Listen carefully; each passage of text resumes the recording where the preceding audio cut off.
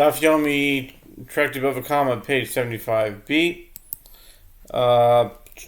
part 2. And I thought it was a new Mishnah, but it's not a new Mishnah, so it's just there wasn't enough time to go there. So I'm just with the words Bahal Kamifligi, a few lines from the bottom. And with regard to this point, they disagree that the rabbis maintain that the testimony of so and so is testimony that you cannot render conspiratory testimony, as the thief admits that their testimony is true, and any testimony that you cannot render conspiratory testimony is not considered valid testimony.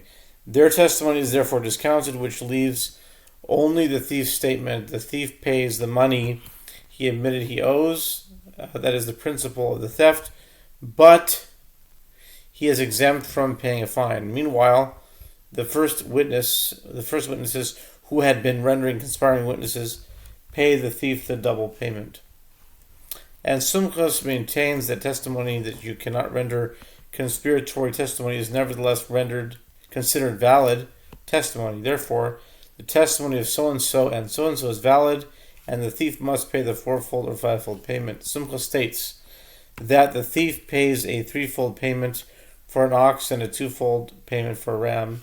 The reason is that the thief receives a double payment from the first conspiring witnesses, which he gives to the owner of the animal along with the remainder of the payment. This amounts to a threefold payment for an ox and twofold payment for a ram that he is required to pay from his own hands.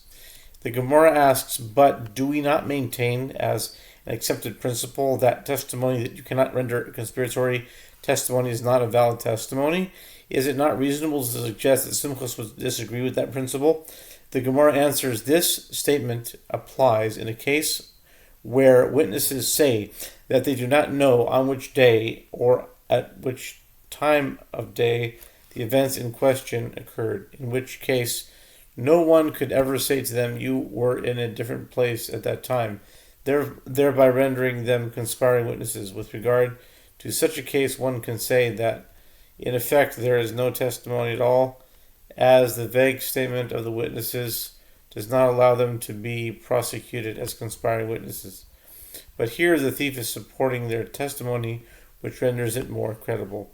The master said in the Braita that the sages stated, in the name of Simchas, the witnesses pay the double payment. The Gemara asks, from the fact that the thief admits that he stole the animal, he is required to pay the principal amount regardless of any subsequent testimony provided by witnesses. Why then should the conspiring witnesses be required to pay a double payment, which includes the principal amount? Rabbi Elazar says, in the name of Rav, teach the Braita differently, and instead say that Simchas said that the witnesses are liable for